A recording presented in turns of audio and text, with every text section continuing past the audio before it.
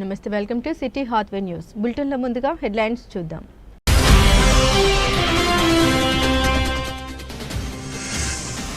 Godavarikhani press club ఆధ్వర్యంలో ప్రముఖ journalist, సామాజిక ఉద్యమకారులు మునీర్ యాదుల సంస్మరణ సభ.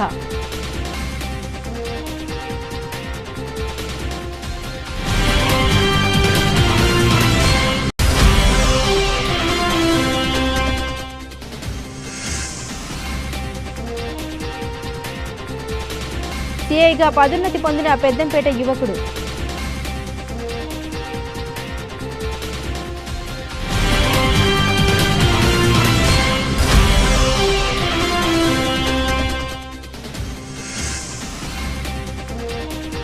హైదరాబాద్ ప్రజాభవన్లో సింగరేణి మారుపేర్ల కార్మికుల సమస్య పరిష్కారానికై ప్రజాభవన్లో దరఖాస్తు.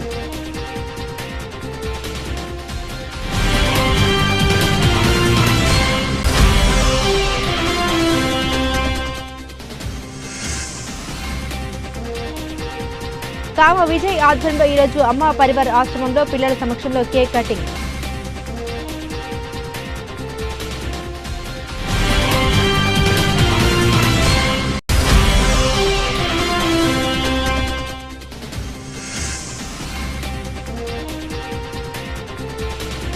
ఈ నెలలోనే రైతుల ఖాతాల్లోకి 2,000.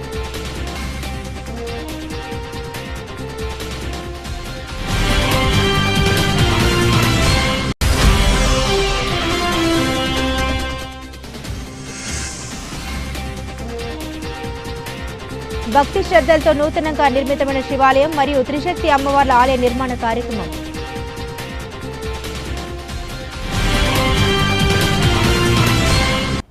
గోదావరికని ప్రెస్ క్లబ్ ఆధ్వర్యంలో ప్రముఖ జర్నలిస్టు, సామాజిక ఉద్యమకారులు మునీర్ యాదుల సంస్మరణ సభ ఘనంగా నిర్వహించారు. ఈ కార్యక్రమంలో ముందుగా ఆర్జీవన్ లలిత్ కుమార్, మునీర్ తనయుడు మయూర్తో కలిసి పాత్రికేయులు, రాజకీయ ప్రజా సంఘాల, స్వచ్ఛంద సంస్థల నాయకులు మునీర్ చిత్రపటానికి పూలమాల వేసి నివాళులర్పించారు. అనంతరం ఇటీవల మరణించిన పాత్రికేయులు చిరంజీవి శ్రీనివాస్ మునీర్లకు సంతాపాన్ని ప్రకటిస్తూ 2 నిమిషాల పాటు మౌనం పాటించారు.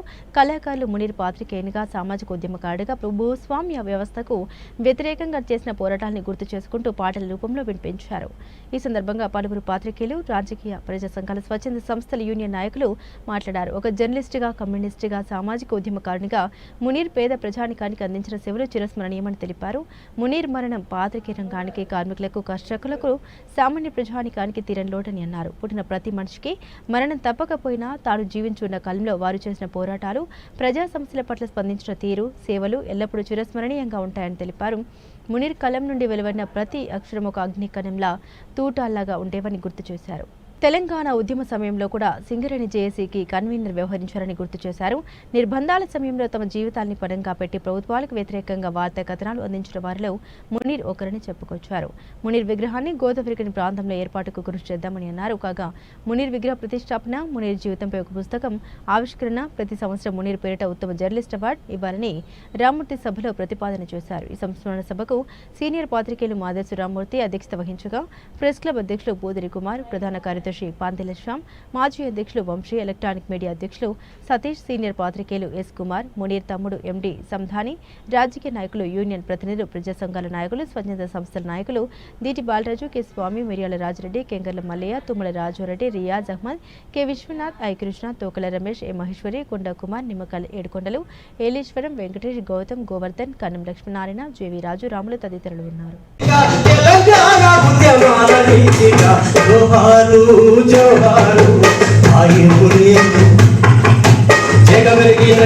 జర్నలిస్టు అయ్యా మునీరు, జోహారు జోహారు హాయి మునీరు, జగమెరిగినట్టి జర్నలిస్టు అయ్యా మునీరు. పసి బిడ్డల పోసినప్పుడు ప్రేమికుల చేతుల ముక్కులు, పసి బిడ్డల పోసినప్పుడు ప్రేమికుల చేతుల ముక్కులు, కన్న తల్లి పంచే అనురాగాలు, కన్న తల్లి పంచే అనురాగాలు, ఎదయలలో రాని జ్ఞాపకాలు. జోహారు జోహారు హాయి మునీరు, జగమెరిగినట్టి జర్నలిస్టు అయ్యా మునీరు.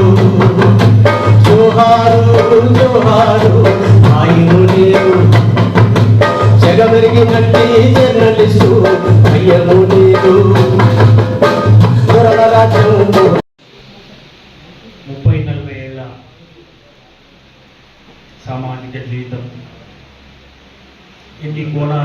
ఎన్ని భాష్యాలు, ఎన్ని పోరాటాలు, ఎన్ని విజయాలు, ఎన్ని అపజయాలు,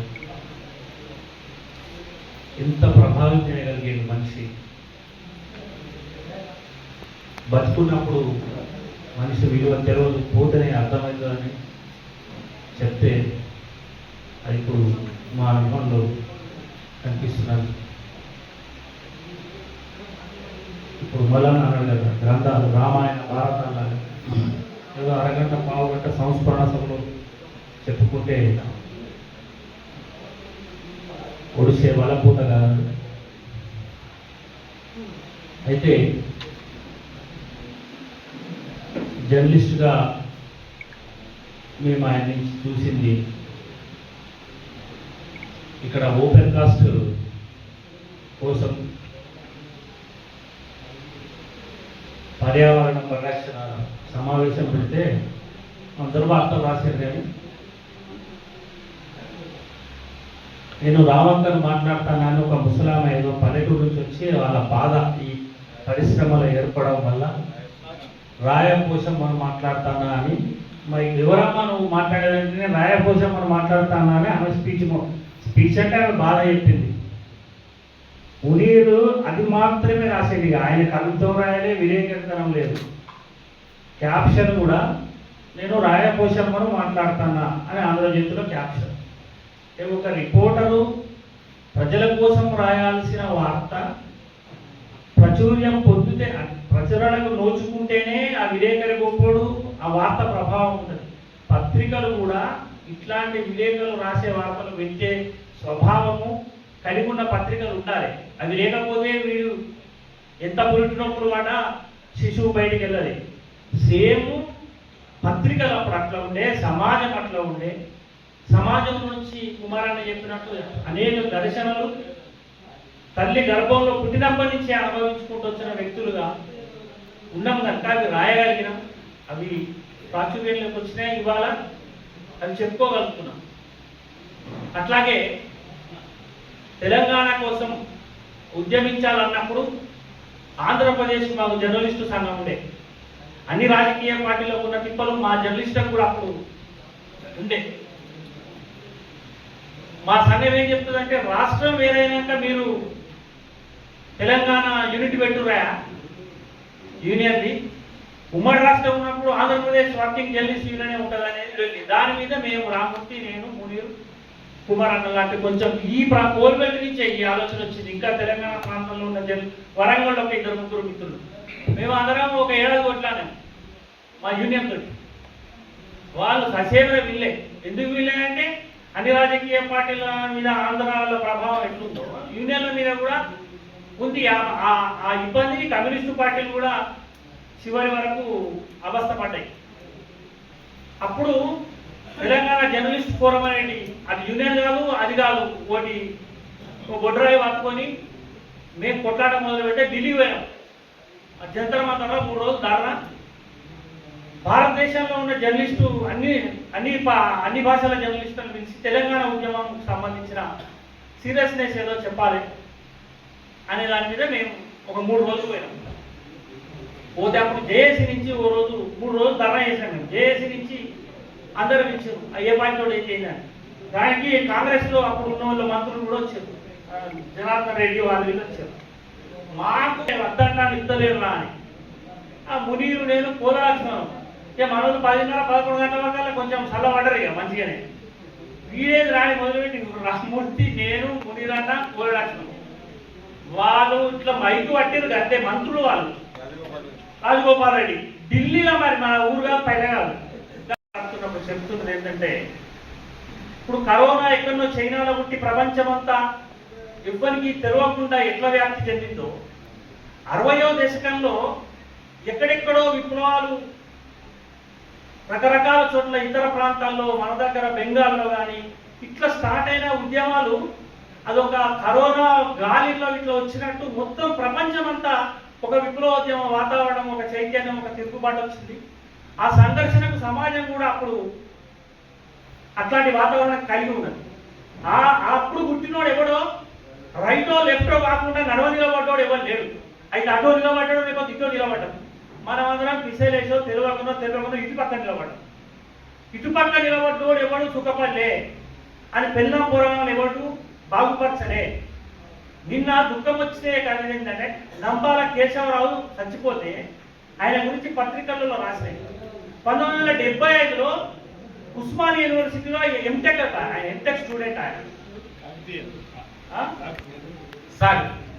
ఆయన ఉద్యోగం చేస్తే సిఎన్సీ గానో ఎస్సీ గానో సిఈ గానో రిటైర్ అయ్యి ఓ విల్లా కట్టుకొని ఆయన కొడుకుల బిడ్డలు అమెరికా డల్లాసుల్లో గిల్లా.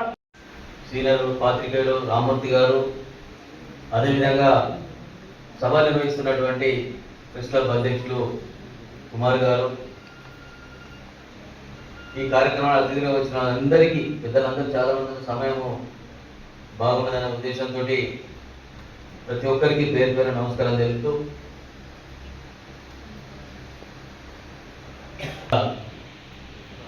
కోల్బెల్లికి సంబంధించిన ప్రముఖ పాత్ర వేసినటువంటి పిట్టల రాజేంద్ర గారు, ఇప్పుడు గత నెల 25న మందమారి కేంద్రానికి పనిచేసినటువంటి మునీర్ గారు. సరే, కాలం ఎవరు ఆపదు, పుట్టిన వాళ్ళు గిట్టక తప్పదనే సామెతను మనం గుర్తు చేసుకుంటే కొంతకాలం బాధ అనిపించినప్పుడు కూడా ఇది ఎవరికి తప్పదనే ఆలోచన కూడా మనకు వస్తుంది. ప్రతి ఒక్కరికి ఈ బాధను ఎవరో ఒకరు మనం భరించాల్సిన. అయితే మనం వెళ్ళిపోయిన తర్వాత నడుస్తున్న క్రమంలో ఈ సమాజంలో ఎలా బతికాము, ఎలా బతుకుతున్నాము, సమాజం పట్ల ఏ గౌరవంతో ఉన్నామనే విషయాన్ని ప్రజలు చాలా సీరియస్గా గమనిస్తారు. ప్రజలు గొప్ప మేధావులు, చాలా మంది అనుకుంటారు ప్రజలందరూ కూడా జ్ఞాపక శక్తి ఉండదు, పెద్ద మర్చిపోతారు అనుకుంటారు. కానీ ఖచ్చితంగా ప్రజలందరూ కూడా ప్రతి ఆలోచనలు ఎవరు ఏ రకంగా ఉన్నారు, ముఖ్యంగా పాత్రికేయులకు సంబంధించి, రాజకీయ నాయకులకు సంబంధించి వాళ్ళ అబ్జర్వేషన్స్ ఎప్పుడు కూడా తప్పదు. వారిని ఇష్టపరిచడంలో ఈ సమూహం అంతా ఉంటుంది. అయితే మునీర్ గారి కోసం మనం మాట్లాడుతున్నప్పుడు అసలు సింగరేణి ప్రాంతంలో కోలుబెట్టు పరివాహక ప్రాంతం, గోదావరి పరివాహక ప్రాంతం, ఈ గోదావరి నీళ్లు తాగిన వాళ్ళందరికీ కూడా ఆ ఉక్రోషము, ఆలోచన, ఆ ఆవేశము అన్ని కూడా కలవాలి. కేవలం పాత్రికేయులే కాదు, మనుషులకు కూడా ఆ భావం మనుషులు. ఎందుకంటే ఈ ప్రాంతంలో జరిగిన ఉద్యమాలు, ఈ ప్రాంతంలో జరిగినటువంటి తిరుగుబాటు, ఈ ప్రాంతంలో జరిగినటువంటి అనేకమైన కార్యక్రమాలకు వాళ్ళు ప్రతినిధులుగా ఉన్నారు కనుక వాళ్ళకందరూ కూడా ఆ ఆవేశం వస్తుంది. పాత్రికేయ రంగానికి ఆలోచించినప్పుడు బొగ్గుగనికి ఇంటికి మధ్య దర్శనం జరిగింది. బొగ్గుగనిలో మా తల్లిదండ్రులందరూ కూడా పనిచేసినాం. ఆడ బావి దూరం పెట్టే ఇబ్బందులు, అక్కడ సంబంధించిన పని స్థలాల్లో ఉన్నటువంటి ఇబ్బందులు, గరికి గులాయిలలో పనిచేసిన సందర్భాలు, వాళ్ళకు నీళ్లు లేకుండా, దిబ్బలు లేకుండా, తల్లి సరిపడిన వేతనాలు, మద్యానికి బానిసైన సందర్భాలు, అక్కడ బాగా ఆ కోపం అందరితో ఇంటికి వచ్చి ఇంటి దగ్గర కుటుంబం మీద ప్రభావం చూపించడం, అక్కడ పుట్టి పెరిగినటువంటి పిల్లలు కాలక్రమేణగా ఎదిగారు. అదంతా కూడా చిన్నప్పటి నుంచి మనసులో వెళ్ళిన వాళ్ళంతా కూడా అవకాశాలు వచ్చినాయి. ఈనాడు నడిపదికలు, జ్యోతి నడిపదికలు వచ్చిన తర్వాత పాత్రికేయులుగా కోలుబెట్టు ప్రాంతంలో మీరు గమనిస్తే అందరూ సింగరేణి కార్మికుల పిల్లలే పాత్రికేయులుగా. ఈ సింగరేణి కార్మికుల పాత్రికేయులుగా ఎప్పుడైతే పిల్లలు పెన్ను పట్టుకున్నారో వాళ్ళ పెన్నులో ప్రతి నిత్యము ఆ ఘర్షణ కనిపించింది. ప్రతి నిత్యం ఆ కుటుంబ ఘర్షణ, ప్రతి నిత్యం ఆ కార్మికుల ఘర్షణ, ప్రతి నిత్యము యూనియన్ల ఘర్షణ. తర్వాత సమాజంలో జరిగే రుగ్మతలు మనకు తెలిసి ఇక్కడ ఏ రకంగా జరుగుతున్నాయనే విషయంలో కూడా ఘర్షణ అంతా వివరించడం వల్లనే కోల్బెల్ట్ ప్రాంతంలో పాత్రికేయులు ప్రజల పక్షాన నిలవడం అనేకమైన ఇబ్బందులు కూడా ఎదుర్కొన్నటువంటి విషయాలు. వాళ్ళ రాజలో ప్రతి అక్షరం కూడా ఒక తగులుతున్న కణం లాగానే ఉంటాయి. మీరు గమనించండి, పాత్ర కానీ ఇప్పుడు సరే కొంత మారింది అనుకుందాం, అప్పటి పాజిటివ్ ఇప్పుడు మారి ఎక్కడ చూసినా కూడా ముద్ర, పోలీసుల ముద్ర, వీళ్ళు రాడికల్స్ అని చెప్పారు, వీళ్ళు పీపుల్స్ వారని, వీళ్ళు సీకార్స్ అని, వీళ్ళు ఇంకోటని ముద్ర, వాళ్ళు ఎవరు పని చేయలేదు. కానీ రాయడంలో వాళ్ళకన్నా మించి ఏ ఉద్యమాలు అయితే చేస్తున్నారో, ఏ నాయకత్వం అయితే వహిస్తున్నారో వాళ్ళకు మించి ప్రజల పక్షాన వీళ్ళు నిలబడి కళాన్ని చూపించడం వల్లనే పోలీసుల దృష్టిలో, సమాజం దృష్టిలో కూడా పాత్రికేయులు కూడా విప్లవాలుగా మారిన సందర్భం మనం గమనించిన సందర్భం. అందులో మునీర్ గారు కూడా ఒకరు. మందమరి ప్రాంతంలో జరిగిన అనేకమైన విషయాల వల్ల ఎక్కడికక్కడ ఎప్పటికప్పుడు నిర్ణయం. ఆనాడు ప్రభుత్వం కూడా పత్రికలకు కొంత తెలుసుకునే కొంచెం విచారణ జరిగిన పరిస్థితులు ఉండేది. పోలీసులు కూడా పత్రిక వార్తలంటే భయపడిన సందర్భాలు ఉండేవి. వాళ్ళు విశ్లేషించుకునే వాళ్ళు ఎక్కడ తప్పు జరుగుతుంది 1959లో జన్మించినటువంటి మునీరన్న మే 25న మరణించడం అత్యంత బాధాకరం. ఈ మే మాసమే సమాజ శ్రేయస్సు దృష్ట్యా నిలబడ్డ వాళ్ళకు, సమాజ హితుల కోసం, పేదల కోసం, బడుగుల కోసం పనిచేస్తున్నటువంటి గొప్ప మహానాయకులందరూ పోతా ఉన్నారు. అందులో వాళ్ళ మావోయిస్ట్ పార్టీ కేంద్ర కార్యదర్శి బసవరాజ్ కేశవరావు గారు కూడా చనిపోయారు. అదే సమయంలో అన్న కూడా చనిపోయాడు. వీళ్ళందరికీ కూడా ఈ భారతదేశ విప్లవోద్యమంలో ప్రజల కోసం పనిచేస్తూ అస్ముల్ బాసిన అమరవీరులందరికీ అన్నతో పాటు నివాళులు అర్పిస్తా ఉన్నా. మునీరన్న 1981 నుండి నాకు వ్యక్తిగతంగా, నేను చిన్నోడి అయినా నాకు అన్నతో కలిసి నడిచిన, ఆయన పెళ్లికి ఆయన జైల్లో ఉన్నప్పుడు స్వామాన జాగవర వీళ్ళందరితో కూడా వీళ్ళు ముందు నడితే వీళ్ళతో నడుచుకొని, నేను చిన్నోని కావడం వల్ల నాకు యాక్సెస్ ఎక్కువ ఉండి అన్న వాళ్ళతోనే అన్ని విషయాలు మాట్లాడేటోండి. అట్లా ఆనాటి నుండి ఆయన గత నెల నా కొడుకు పెళ్లి ఉండే 25 తారీఖు నాడు కార్డు ఇవ్వడానికి వెళ్ళేంత వరకు కూడా చాలా ఆత్మీయంగా కలిసి నడిచినాం.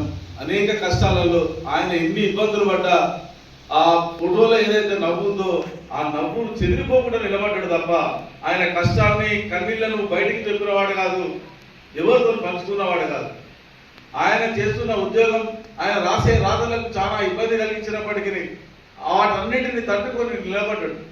1985లో ఆయన విలేకరి ప్రస్తావన మొదలవడానికి ప్రారంభం ఎలా జరిగిందంటే, ఆయన అక్కడ ఉన్నటువంటి మందమూరులో ఉన్నటువంటి సమస్యలను రాసి పత్రికలకు పంపడు. ఆయన అప్పటి విలేకరి గారు. ఆయన రాత తీరు బాగున్నది అనే దాని దగ్గర ఆయన మొదట ఆంధ్రజ్యోతిలో మన దగ్గరనే ఉండే కిషనన్న, రుద్రపట్ల కిషనన్న, ఈయనకు ఒక ఎంపీ ఎలక్షన్లలో మందమరికి పోయినప్పుడు ఆయన కమ్యూనిస్ట్ పార్టీ కార్యకర్తగా మందమరికి పోయినప్పుడు ఆ నాయకుడు వెంట ఉన్నటువంటి వ్యక్తిగా కిషనన్నకు బోధన చేయించినటువంటి విశ్వాసంతోనే ఆయన మునీరన్న గుర్తుపెట్టుకొని ఈ పేరు చూసి ఆయన ఆంధ్రజ్యోతిలో ఈ లేఖలు అని వచ్చేది. ఆ లేఖల శీర్షికలో మొదటగా ఆయన రాసినటువంటి వార్తలు ప్రచురితమని. తర్వాత జనతా దక్షిణ ఎక్స్ప్రెస్ దుర్ఘటన జరిగినప్పుడు మంచిర్యాలలో కాకుంటే 7 కానాల మోరి మందమరిలో ఆ ప్రమాదం జరిగి ఉండేది. ఆ వరదలో కొట్టుకుపోయింది. ఆ ఫోటోలు వేసి పంపడం ద్వారా అట్లా ఆయన మొదట 1985లో ఈనాడు విలేకరిగా ప్రారంభమై ఈ మర్డర్ కేసులో ఉండడానికి షికాయతులు చేయడం వల్ల ఆయన ఆంధ్రజ్యోతిలో వార్తలు ఆపిన వెంటనే అదే సమయంలో ఆంధ్రజ్యోతికి వచ్చిండు. అట్లా ఆంధ్రజ్యోతి వినిరుగా ఈ కోల్బెట్లో ఆయన పేరు స్థిరపడిపోయి జర్నలిస్టుగా, ఆయన జర్నలిస్టులుగా ప్రజల కోసమే జీవనం అని ప్రజల కోసమే పనిచేసినటువంటి గొప్ప మహా నాయకుడు మునీరన్న. ఆయన ఏ మార్గం అయితే ఎంచుకున్నాడో ప్రజల పక్షాన నిలబడాలని, కలబడాలని, అదే తన జీవితాంతం 67 ఏళ్ల తుది శ్వాస వరకు కూడా దాన్ని మొక్కబోని ధైర్యంతో నిలబడ్డవాడు. అనేక ఆర్థిక కష్టాలు వచ్చినా, నష్టం సంభవించినా దాన్ని ఎదుర్కొని గుండెనిపురంతో ప్రజల పక్షాన్ని నిలబడ్డవాడు. బాయిదొరల అరాచకత్వం పైన బొగ్గు బాయిలను తిరిగి బాయిదొరలకు వ్యతిరేకంగా బాయిల మీద పెట్టినటువంటి సభలు, మీటింగ్లు, ఆ వార్తలన్నింటినీ కవర్ చేయడం ద్వారా గిరిజన, ఆదివాసీ గూడాలను నడిచి తిరిగి మొత్తం ఆ ఉమ్మడి ఆదిలాబాద్ జిల్లాలో తిరిగి వాళ్ళ కష్టాలని ఒక సీరియల్ లాగా రాసినటువంటి గొప్ప జర్నలిస్టు మునీరన్న. ఆయన కమ్యూనిస్ట్ పార్టీ నాయకుడిగా ప్రజల పక్షాన్ని నిలబడ్డ, జర్నలిస్టుగా ప్రజల పక్షాన్ని నిలబడ్డ, ఒక చిత్తశుద్ధితోని, కమిట్మెంట్ తోని కొంతమంది వాళ్ళ దాదాగిరి, గుండాగిరి చేస్తారు, లేదా కూడా దందాగిరి చేస్తారు తప్ప ఆయన విలేకరిగిరి మాత్రమే చేసినటువంటి గొప్ప జర్నలిస్ట్ అని ఈ సందర్భంగా మేము చెప్పదలుచుకున్నాం మిత్రులారా. కోణంతో ఒక స్పృహ కలిగి మార్పు కోరుకున్నటువంటి హాజరైనటువంటి సోదరి మునీరన్న సంస్మరణ సభను తెలంగాణ బుగ్గని కార్మిక సంఘం ఇదివరకే నిర్వహించినప్పటికీ కూడా, వారి కుటుంబ సభ్యులను కలిసినప్పటికీ కూడా తెలంగాణ బుగ్గని కార్మిక సంఘం ఎల్లవేళగా మునీరన్న కుటుంబానికి అండగా ఉంటామని, వారికి సంతాప సానుభూతిని తెలియజేస్తూ, అమరుడు మునీరన్న ఇందాక చెప్పినట్టుగా పుట్టుక చావు అనేది సహజమైనప్పటికీ ఆ చావుని ఎంతమందిని స్మరిస్తున్నాం, గుర్తు చేసుకుంటున్నాం, ఈ విధమైనటువంటి మీటింగులు జరుపుకుంటున్నాం అనేటువంటిది చూసినట్లయితే అలాంటి వ్యక్తులే ఈరోజు అమరులుగా ఉంటున్నారు. అలాంటి దాంట్లో అమరత్వాన్ని పొందినటువంటి మునీరన్న ఏదో చెప్పడం కాదు, సిద్ధాంతాలు చెప్పడము, భావజాల వ్యక్తీకరణ చేయడము, లేదా ఎన్నో ఎస్సేలు రాయడం అదేదో ఏం చేసినప్పటికీ ఆయన ఆచరణలో చూపించినటువంటి వ్యక్తి. ఇందాక చెప్పారు, ఒక మతాంతర వివాహాన్ని ఆ రోజుల్లోనే చేసుకోగలిగిండు అంటే ఎంత సామాజిక స్పృహ ఉన్నది, సమాజం పట్ల ఆయనకు ఎంత బాధ్యత ఉన్నది, ఎంత మార్పు కోసం ఏ విధంగా కోరుకున్నాడు అనేటువంటిది మనం అర్థం చేసుకోవచ్చు. దాంతో పాటుగా విద్యార్థిగా ఉన్నప్పుడే ఆయన కమ్యూనిస్టు భావజాలంతో విద్యార్థి నాయకులుగా ఉంటూ అనేక మందిని ఈరోజు భావజాలం వైపు అంటే కమ్యూనిజం వైపు పయనించడానికి ఆయన కృషి చేసినటువంటి వ్యక్తి. అలాంటి వాడు ఒక సింగరేణి ఉద్యోగి కుమారుడిగా, సింగరేణి ఉద్యోగిగా ఉంటూ అనేక కష్ట నష్టాలు, అంటే డిగ్రీలు ఏం పొందిందా అనేది ఇక్కడ ప్రధానం కాదు. అందుకే అంటారు పెద్దలు, అనుభవమే విద్య. అలాంటి విద్య ద్వారా, అనుభవం ద్వారా ఆయన ప్రజలను చదివిండు, ప్రజల జీవితాలను చదివిండు, సమాజాన్ని చదివిండు, ఒక మానవీయ కోణంతో ఉన్నాడు, ఒక అభ్యుదయవాదిగా ఉన్నాడు, ఒక కమ్యూనిస్టుగా ఉన్నటువంటి ఆయన ఒక సందర్భంలో మొన్న మేము మీటింగ్లో మాట్లాడినప్పుడు చెప్తున్నారు పెద్దలు, సీకాసా రమాకాంత్నే మునీరన్న అనేటువంటి ఆలోచనతో కూడా పోలీసులు ఆలోచించరు. మనో రమాకాంత్ పేరుతో ఉన్నటువంటి నాయకుడు కూడా ఇక్కడ ఉన్నాడు. అయినప్పటికీ మిత్రులారా, అలాంటి ఆలోచనతోటి ముందుకెళ్ళినటువంటి వారు. అలాగే ఈనాడు అయితేంది, ఏబిఎన్ అయితేంది, నమస్తే తెలంగాణ అయితేంది, ఇలాంటి అనేక పత్రికలతో పాటుగా ఒక ఫ్రీలాన్స్ జర్నలిస్ట్గా ఉంటూ జనం సాక్షిలో ప్రతినిత్యం ప్రతిరోజు ఇక్కడ ఉన్నటువంటి వాళ్ళందరికీ కూడా ఆయన కటింగ్స్ పెడుతుంటే చదువుతున్నటువంటి వాళ్ళమే, ప్రభావితం అయినటువంటి వాళ్ళమే.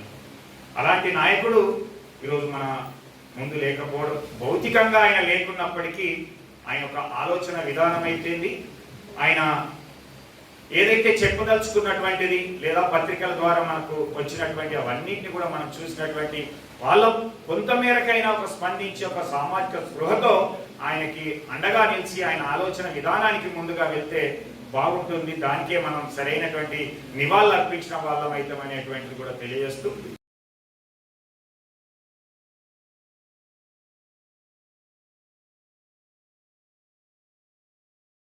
పెద్దపల్లి జిల్లా అంతర్గా మండలంలోని పెద్దంపేట గ్రామానికి చెందిన సరోజన లక్ష్మారెడ్డి కుమారుడు కొలిపాక శ్రీనివాసరెడ్డి సివిల్ పోలీస్ విభాగంలో 2012 బ్యాచ్లో ఎస్ఐ ఉద్యోగం పొంది నిజామాబాద్ జిల్లాలోని కామారెడ్డి, బిక్కనూరు, మాచిరెడ్డి తదితర పోలీస్ స్టేషన్లలో విధులు నిర్వర్తించి నేడు సీఐగా పదోన్నతి పొందాడు. కాగా సాధారణ రైతు కుటుంబం నుండి వచ్చి సీఐ కావడం పట్ల కుటుంబ సభ్యులు, బంధువులు, మిత్రులు సంతోషాన్ని వ్యక్తం చేస్తున్నారు.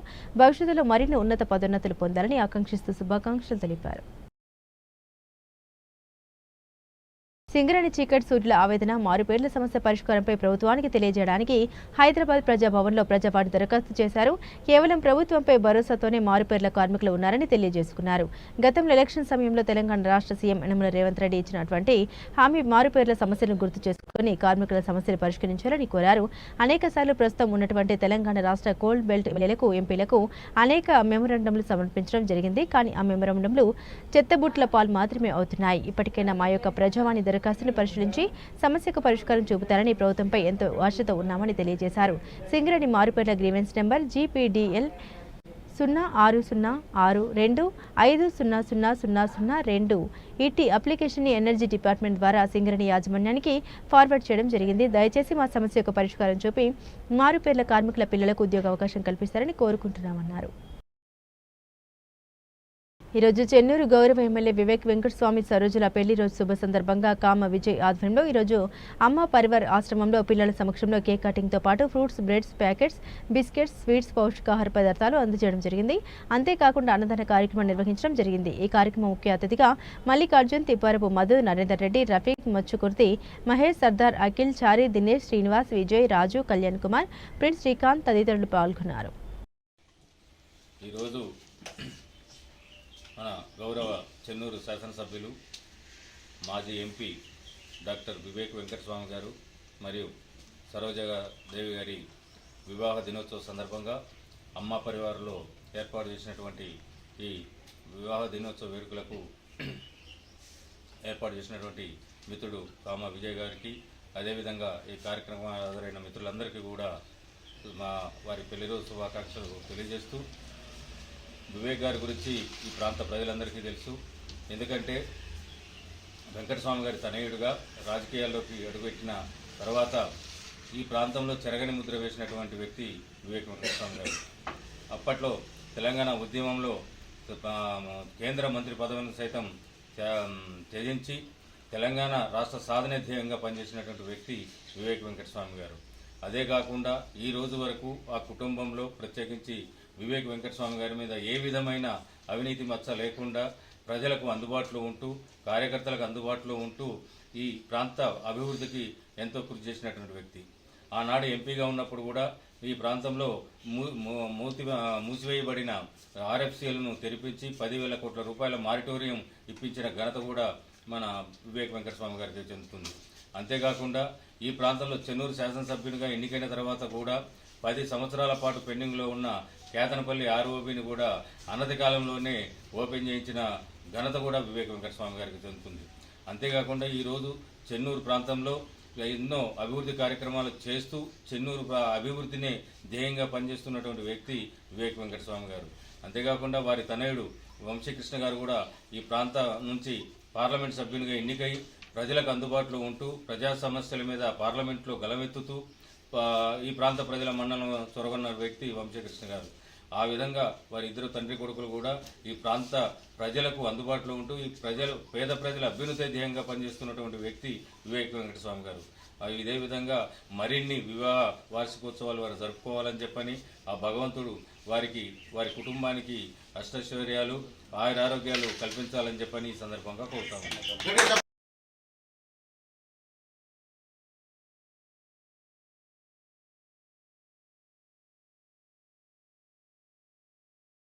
కేంద్ర ప్రభుత్వం పీఎం కిసాన్ సమ్మాన్ నిధి యోజన కింద ఏటా 3 విడతల్లో 6,000 రైతుల ఖాతాల్లో జమ చేస్తున్న విషయం తెలిసిందే.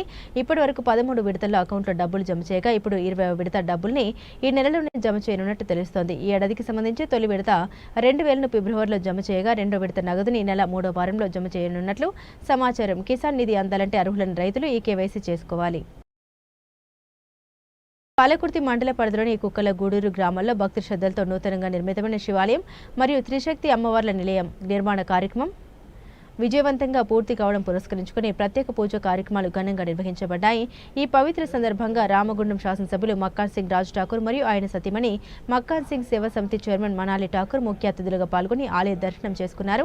వారిద్దరూ ఆలయంలో ప్రత్యేక పూజలు నిర్వహించి గ్రామస్తులకు అభినందన తెలిపారు. ఈ ఆలయ నిర్మాణం ద్వారా గ్రామానికి ఒక ఆధ్యాత్మిక కేంద్రం ఏర్పడిందని, ప్రజలు శాంతి భద్రత ఐక్యతతో ముందుకు సాగాలని వారు ఆకాంక్షించారు. ఆలయ నిర్మాణానికి కృషి చేసిన గ్రామ పెద్దలు దాతలందరికీ ప్రత్యేక ధన్యవాదాలు తెలిపారు. ఈ కార్యక్రమంలో కాంగ్రెస్ పార్టీ మండల నాయకులు, గ్రామ నాయకులు, మహిళా సంఘాల ప్రతినిధులు, యువజనులు మరియు గ్రామస్తులు పెద్ద ఎత్తున పాల్గొన్నారు. మక్కాన్ సింగ్ రాజ్ ఠాకూర్ గ్రామ ప్రజలతో ప్రత్యక్షంగా మమేకమై వారి అభిప్రాయాలు తెలుసుకున్నారు. ఆలయ అభివృద్ధికి అవసరమైన మౌలిక వస్తువుల కోసం తక్షణమే చర్యలు తీసుకుంటామని హామీ ఇచ్చారు. ఈ కార్యక్రమం శాంతియుతంగా భక్తి శ్రద్ధలతో సాగింది. గ్రామస్తులు పెద్ద సంఖ్యలో హాజరై కార్యక్రమాన్ని విజయవంతం చేశారు.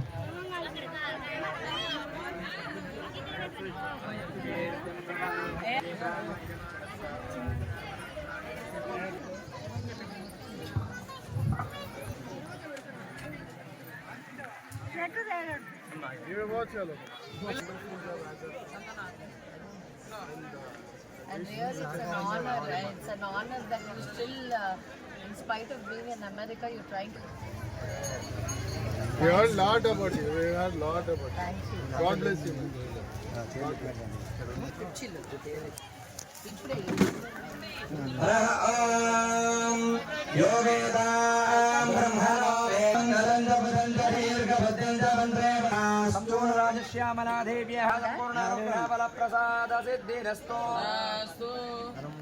మూడు రోజుల పర్యంతం మనం చేస్తున్నటువంటి 3 రోజుల దగ్గర ఏరియాలో కూడా ఎక్కడా లేనటువంటి దేవాలయం ఇక్కడ నిర్మాణం అయింది.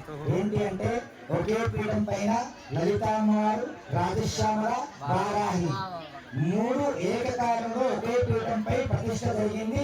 ఈ చుట్టుపక్కల ఎక్కడ ఏరియాలో వారాహి దేవాలయం లేదు.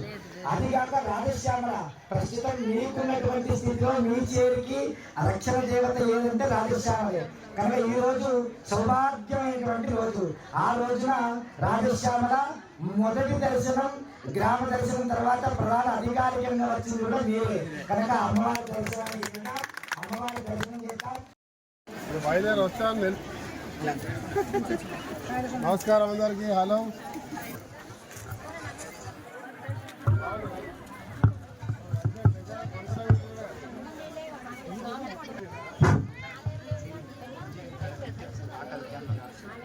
జల్దీ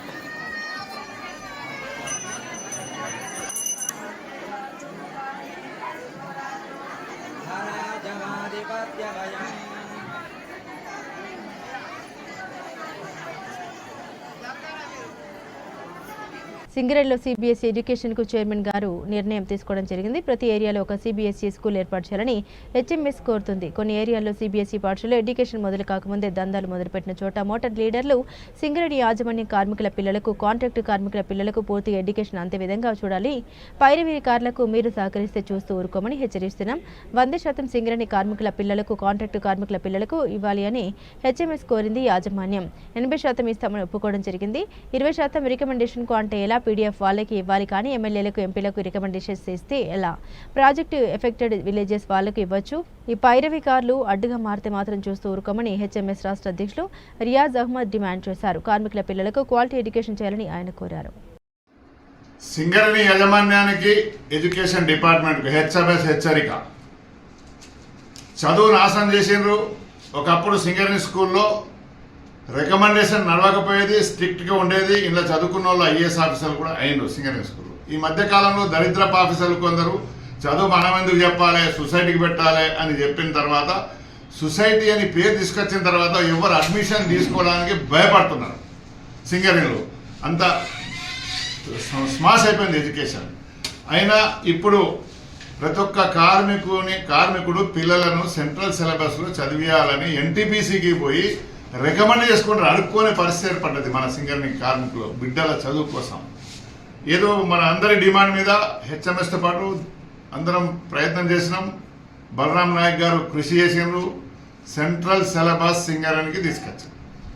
కానీ ఏదో విస్తారాకులో ఏదో పెట్టి ఒక లడ్డు పెట్టి అందరు పంచుకొని తినండి అన్నట్టు పెట్టిండ్రు. అది కరెక్ట్ కాదు. ప్రతి ఏరియాలో ఒక సెంట్రల్ సిలబస్, మనకు బిల్డింగ్స్ ఉన్నాయి, ప్రైవేట్ వాళ్ళకి అప్పచెప్పిన కట్టిన స్కూళ్ళు అవన్నీ కబ్జా చేసుకోండి. ప్రతి ఏరియాలో ఒక స్కూల్ కట్టండి సెంట్రల్ సిలబస్. ఇప్పుడు మనకు రామగుండం రీజన్లో ఒకటి RG2కి ఇచ్చిండ్రు. అక్కడ కూడా దందాలు.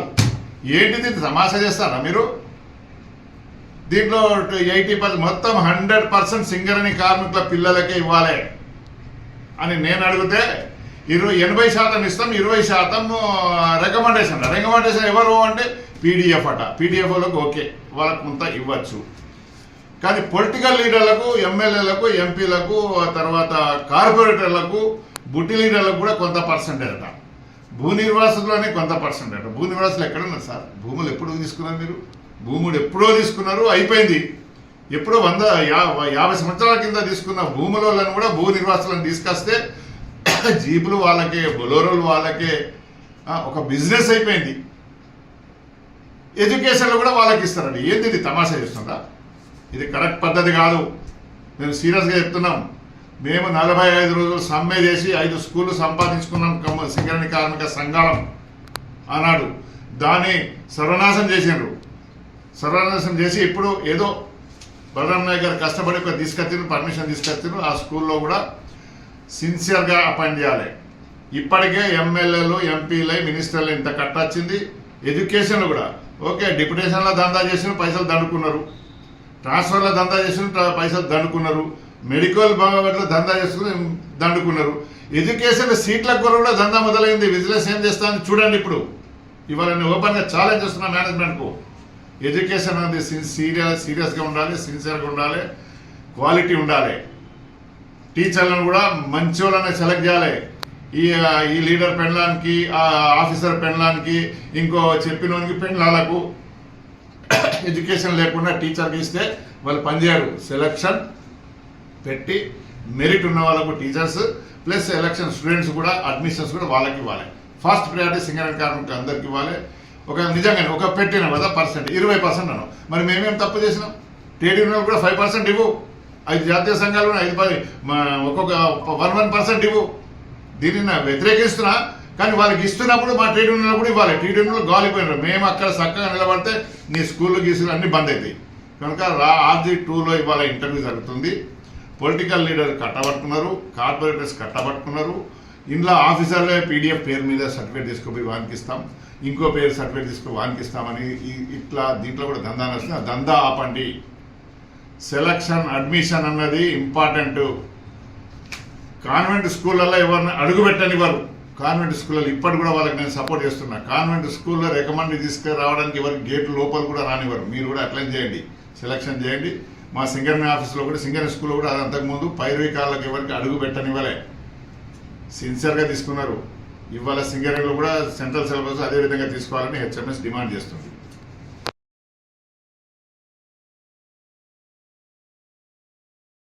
లింగాపూర్ గ్రామంలోని ప్రభుత్వ పాఠశాలలో ప్రొఫెసర్ జయశంకర్ బడిబాట కార్యక్రమం మొదలు కావడం జరిగింది. ఈ బడిబాట కార్యక్రమంలో పాఠశాల HM మరియు ఉపాధ్యాయ బృందం మరియు AAPC చైర్మన్ అంగన్వాడీ టీచర్ పాల్గొనడం జరిగింది.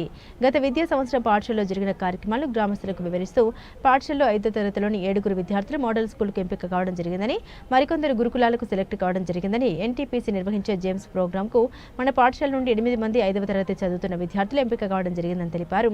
పాఠశాలకు దూర ప్రాంతం నుండి వస్తున్న విద్యార్థులకు ట్రాన్స్పోర్ట్ అలవెన్స్ మంజూరు కావడం జరిగిందని, అర్హత గల విద్యార్థులకు స్కాలర్షిప్ రావడం జరిగిందని తెలియజేయడం జరిగింది.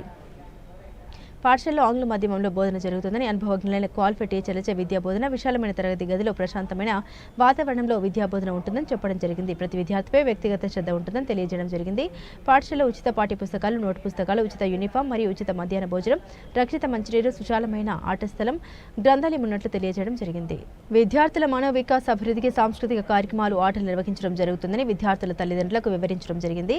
ఈ కార్యక్రమంలో పాఠశాల HM పద్మ, ఉపాధ్యాయులు సంజీవ్ కుమార్, స్వర్ణ, Rameshwar, Vasantharaju, AAPC chairman Lavanya, anganwadi teacher, విద్యార్థులు, తల్లిదండ్రులు, అందరూ గ్రామస్తులు పాల్గొనడం జరిగింది.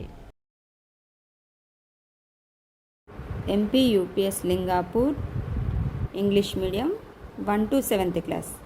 Our specialties: trained and well experienced teachers, spacious classrooms, playway method, individual caring, scholarships for BPL, transport allowances, classes with computer labs, library, playground, co-curricular activities. We provide for you textbooks, uniforms, delicious food, workbooks, notebooks. Chennur MLA doctor Vivek Venkataswamy పెళ్లిరోజు సందర్భంగా Ramagundam railway station నందున Tabitha ఆశ్రమంలో అన్నదాన కార్యక్రమం మరియు పండ్ల పంపిణీ అనుమాస Srinivas jeans ఆధ్వర్యంలో జరిగింది. ఈ యొక్క కార్యక్రమంలో SK ఎఫెక్ట్ హైమద్ మరియు సాధు రమేష్, జేమ్స్ మధు తదితరులు పాల్గొన్నారు.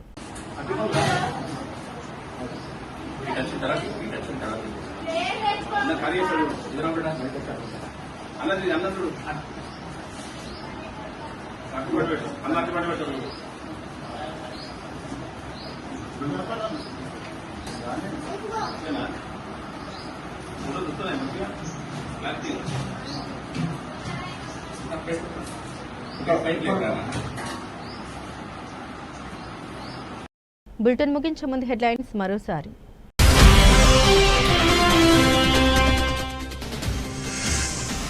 గోదావరికని ప్రెస్ క్లబ్ ఆధ్వర్యంలో ప్రముఖ జర్నలిస్ట్, సామాజిక ఉద్యమకారులు మునీర్ యాదవ్ సంస్మరణ సభ.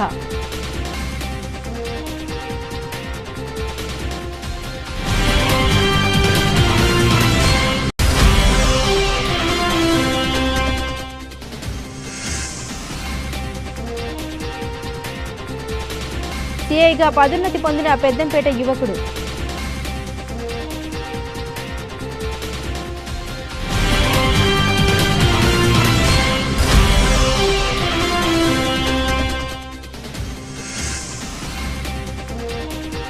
హైదరాబాద్ ప్రజాభవన్లో సింగరేణి మారుపేర్ల కార్మికుల సమస్య పరిష్కారానికై ప్రజాభవన్లో దరఖాస్తు.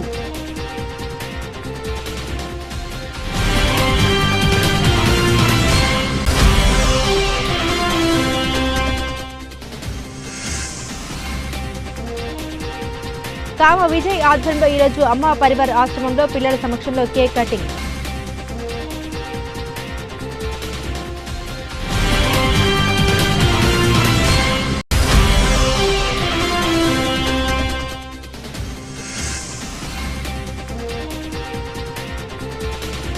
ఈ నెలలోనే రైతుల ఖాతాల్లోకి 2,000.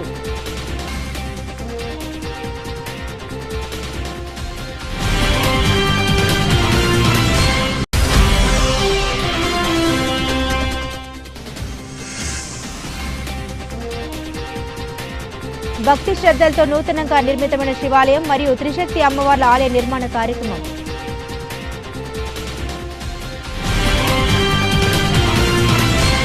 ఇవి బులెటిన్ అప్డేట్స్. మరిన్ని అప్డేట్స్ కోసం చూస్తూనే ఉండండి సిటీ కేబుల్ హాత్వే న్యూస్.